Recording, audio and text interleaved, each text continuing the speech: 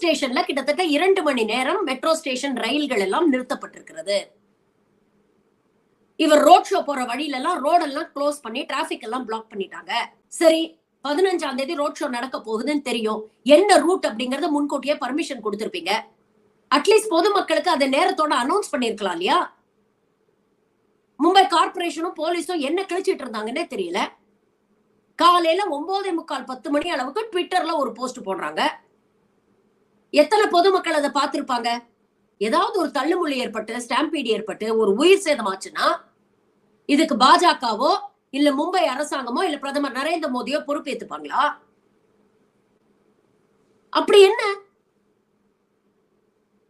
ஓட்டு வாங்கணும்னு ஆசை? பொதுமக்களுடைய சேஃப்டி, பாதுகாப்பு, அவங்களுடைய ரொட்டீனை பத்தி கொஞ்சம் கூட கவலைப்படாம அப்படி என்ன ரோட் ஷோ வேண்டி கிடக்கு?